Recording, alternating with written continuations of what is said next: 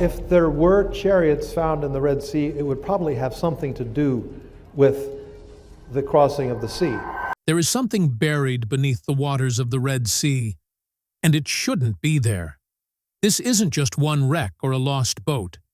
This is the remains of an entire army. Recent high-tech scans have revealed what explorers whispered about for decades: broken chariot parts, scattered bones, and human remains frozen in time beneath layers of coral. Is there any physical evidence on the seabed? Yes, there is, and we have some examples. Skeletons of humans, skeleton parts of horses and bulls, chariot wheels. This discovery doesn't just confirm an old legend. It challenges everything historians thought they knew. And strangely, many experts refuse to talk about it. Because if this is real, the consequences are bigger than anyone imagined. The $10 million secret. So, here's the deal.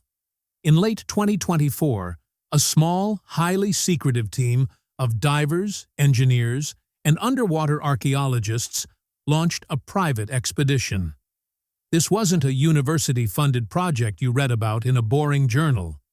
This was a quiet, covert operation funded by private backers to the tune of over $10 million. They were equipped with technology that most archaeological teams can only dream of: advanced side-scan sonar, military-grade remotely operated vehicles, ROVs, with high-definition 4K cameras and hypersensitive magnetometers. They weren't just looking for old pots or a stray anchor. They were looking for something specific, something that mainstream science insisted did not exist. They were looking for the lost army of the Pharaoh. For decades, rumors and amateur reports had pointed to a very specific spot in the Red Sea's Gulf of Aqaba. The stories, often dismissed as fantasy, told of coral-encrusted chariot wheels, scattered bones, and the physical remnants of the Egyptian army from the biblical Exodus. For just as long, mainstream Egyptology and archaeology had laughed off these claims. They called it pseudoscience, a religious hoax, and wishful thinking. But this new team had a map. It was a map based on those old, ridiculed claims, and they had the technology to see what no one else could, or perhaps what no one else wanted to see. They started their search in a wide grid. For days, the sonar pulsed into the deep, scanning the seabed. Then the sonar operator saw it: strange, symmetrical anomalies on his screen. These shapes were not natural rock formations.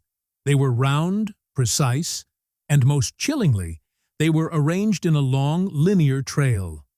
The team was stunned. The shapes looked exactly like wheels, hundreds of them. They deployed the ROV, a small submarine robot, sending it down into the dark, cold water, hundreds of feet below the surface. The sub's high-powered lights cut through the gloom. At first, there was nothing but sand and rock. And then, suddenly, there it was, emerging from the sand, a perfectly round shape, completely covered in coral. It was, without a doubt, a wheel, an ancient spoked chariot wheel. As the ROV glided forward, its robotic arm brushing away the silt, another came into view, and another, and another. It was a debris field, a massive one. The site stretched for nearly 1.5 miles. This was it. The team knew they had to go down themselves. This was too big to just observe through a camera. Elite deep-sea divers, many of them ex-military, prepared for a difficult and dangerous dive.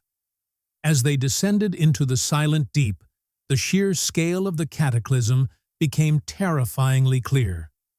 This was not a single shipwreck.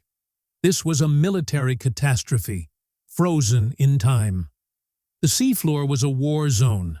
It was littered with the remains of a fleeing or perhaps charging army. They saw wheels with 4 spokes, 6 spokes, and even 8 spokes. This detail is a massive wow factor.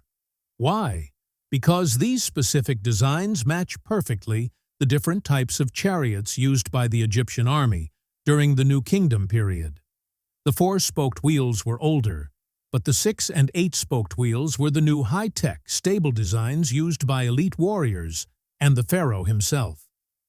Finding them all jumbled together was a snapshot of the entire Egyptian chariot corps. But it wasn't just wheels. They found twisted metal fragments that looked like axles. They found what appeared to be the tangled, rectangular remains of the chariot cabs themselves, now just piles of corroded bronze and petrified wood, all fused to the seafloor by centuries of relentless coral growth. What most people don't realize is that the divers reported an overwhelming, eerie feeling of dread. They were swimming through an underwater graveyard, and then they found the bones. Tangled within the chariot debris, just as the old reports had claimed, were bone shards, hundreds, possibly thousands of them. Some were clearly animal, the skulls, ribs, and femurs of horses exactly where they would be if they were still harnessed to the chariots. But others were unmistakably human. Spines, pelvic bones, and fragments of skulls, all mixed together in a chaotic, terrible jumble. This wasn't just an equipment dump. This was the final watery resting place of hundreds, maybe thousands, of elite soldiers and their animals who all perished in a single, sudden, and violent event. The crazy part, one of the divers sweeping a high-powered light over a mound of coral, caught a faint, unnatural glimmer. Beneath the crust, something was shining, a dull, unmistakable golden sheen. This matched the most incredible, most dismissed claim of all, that among the army's wreckage was a single gold-plated chariot wheel, perhaps belonging to a high-ranking general, or even the Pharaoh. They couldn't touch it. The coral had locked it in place. To try and remove it would be to destroy it. The team documented everything. They took thousands of high-resolution photos and hours of high-definition video. They knew what they had found would send shock waves through the world. They had found physical, tangible evidence that seemed to support one of the oldest and most foundational stories in human history. But here's the catch. This discovery, as monumental as it was, also opened up a massive can of worms. It challenged everything mainstream Egyptology had taught for the last 100 years. And that is why, when the initial findings were quietly shared with certain academics and institutions, the reaction was not excitement. It was silence. A cold, hard, frozen silence. But the discovery was just the first piece. The location was the second. A bridge at the bottom of the sea. So why this exact location? What makes this particular part of the Gulf of Aqaba so important? Well, this is where the story becomes even more astonishing. The dive site was not random. It was selected because it contains one of the most unusual and mysterious underwater features on Earth.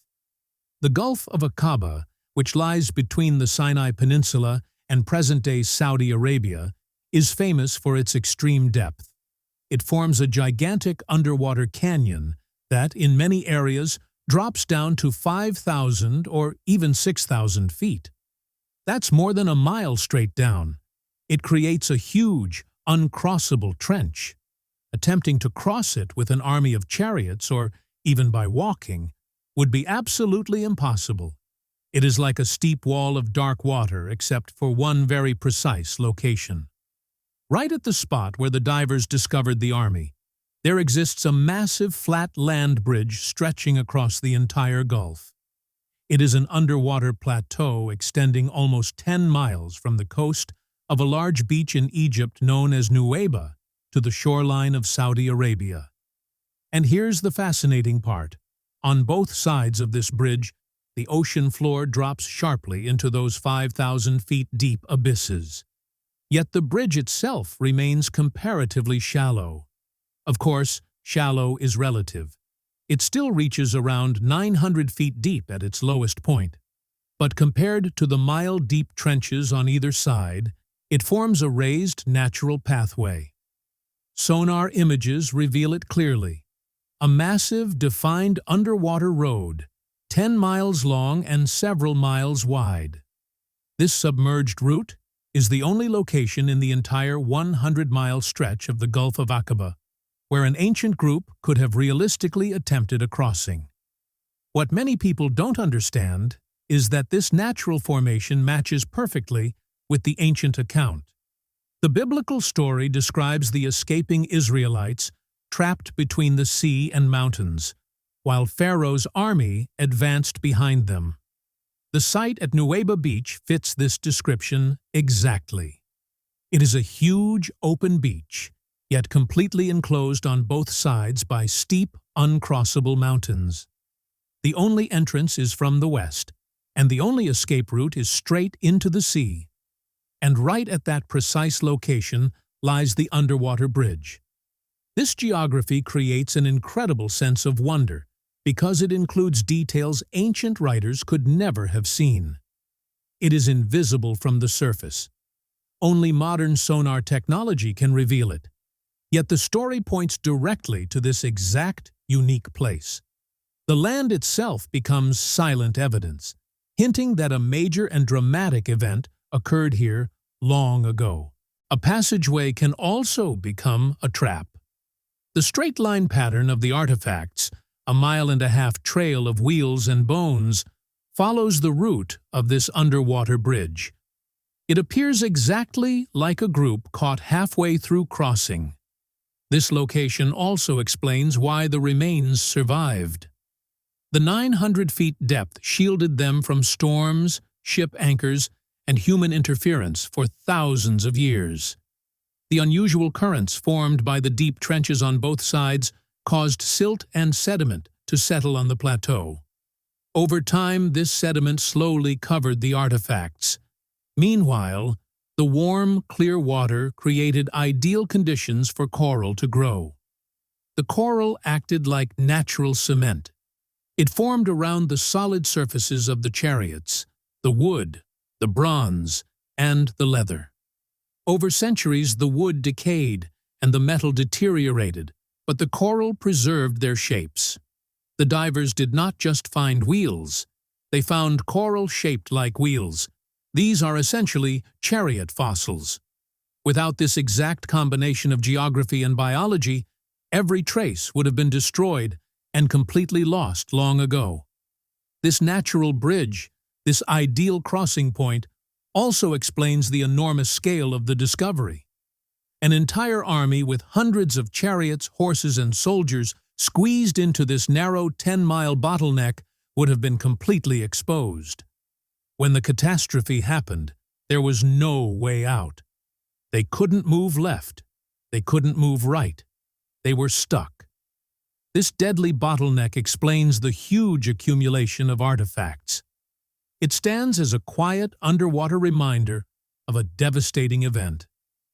The fact that this terrain is so rare also challenges one of the main skeptical claims. Critics often argue, "Oh, it's just an ordinary shipwreck." But here's the reality. This isn't a shipwreck. It's hundreds of military chariots, all from the same era, all discovered in a straight path on the only possible land crossing in the entire Gulf. That's not a chance. That's evidence.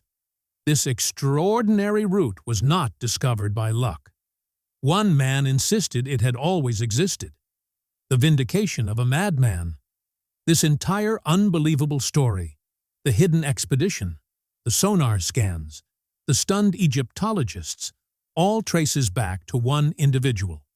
A man who wasn't a professor, wasn't a renowned archaeologist, and wasn't part of the academic establishment. His name was Ron Wyatt, and for years, most people believed he was completely unreliable. So here's the truth about Ron Wyatt. He worked as a nurse anesthetist in Tennessee. He was also a devoted, deeply faithful, self-taught biblical explorer, driven by an unbreakable, literal belief that the Bible described real, physical, discoverable events. He spent his entire life and his own savings searching for tangible proof. He was the true definition of an amateur, an outsider. And that's putting it mildly. In the 1970s, Wyatt became determined to locate the real Red Sea crossing. He rejected the popular Reed Sea theories, the shallow swamp-like lakes in northern Egypt. Instead, he followed biblical descriptions, which he believed pointed to a massive body of water deep enough to destroy an army. His journey brought him to the Gulf of Aqaba, and specifically to the vast, mountain-surrounded beach of Nuweiba. He applied straightforward reasoning that if this was where the Israelites were trapped, then this must also be where the sea divided. And if that were correct, then the remains of Pharaoh's army should still lie at the bottom of the Gulf, directly along that underwater land bridge. So, in 1978, equipped with simple scuba gear, a small boat, and strong conviction, he did something no one else had attempted. He dived beneath the surface. What he claimed to discover was exactly what the modern $10 million expedition recently confirmed. He reported seeing coral-covered chariot wheels. He even claimed to have recovered the central hub from one. He captured unclear, grainy underwater images, which were easy to dismiss as oddly formed coral. But he didn't stop there. On later dives, he said he uncovered even more. He reported finding human bones and horse bones scattered among the chariot remains. And he made his most astonishing claim of all.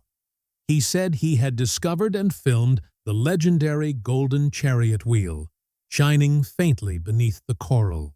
When Ron Wyatt revealed his discoveries, the academic community didn't simply overlook him. They mocked him.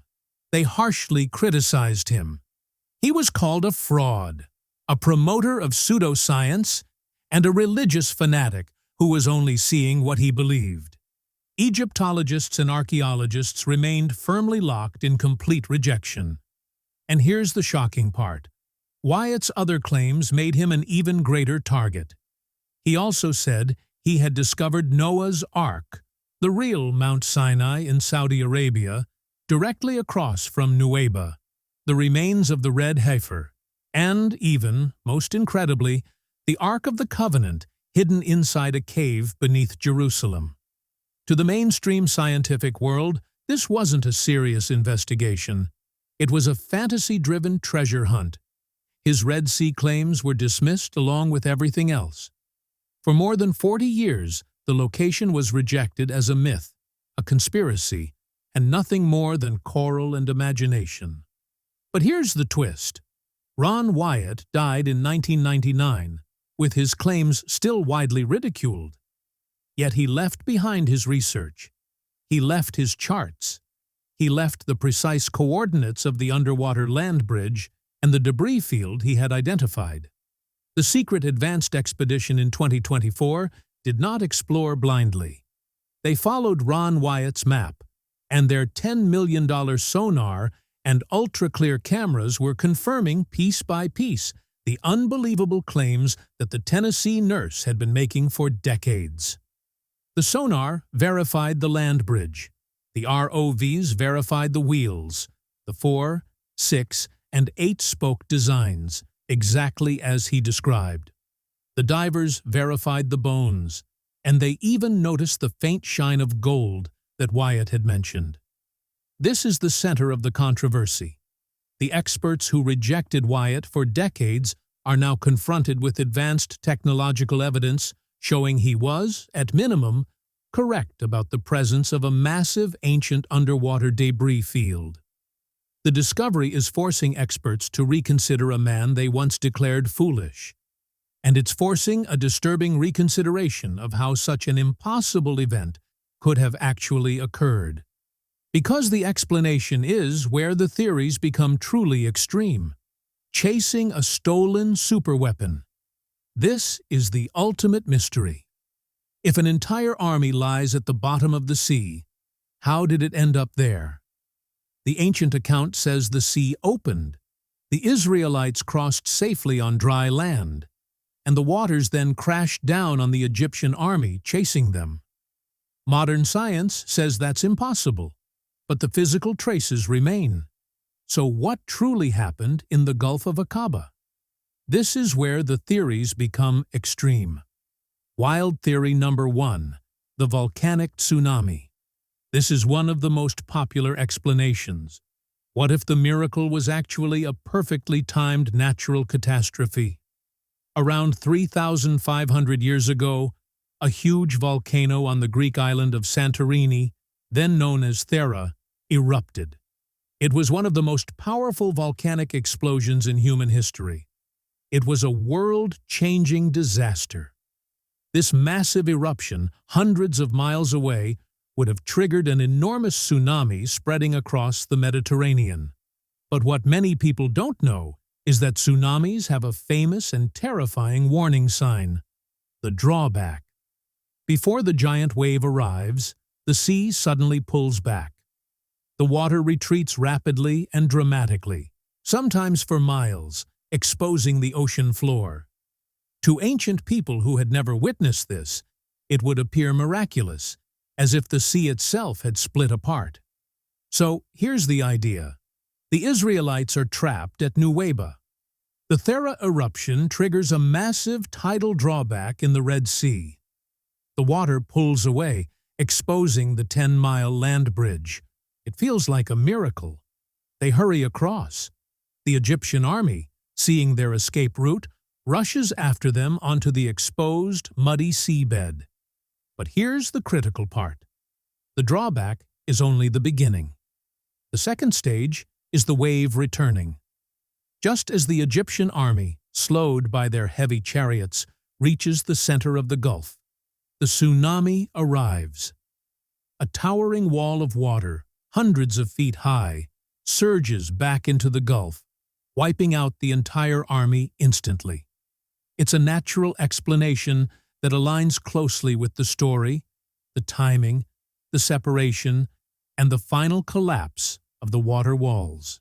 Wild theory number 2, the Ark of the Covenant. This theory is even more extreme, and it connects directly to Ron Wyatt. Remember how Wyatt claimed to discover both the chariot wheels and the Ark of the Covenant? What if those discoveries were connected? What if the Israelites weren't just escaping with their families?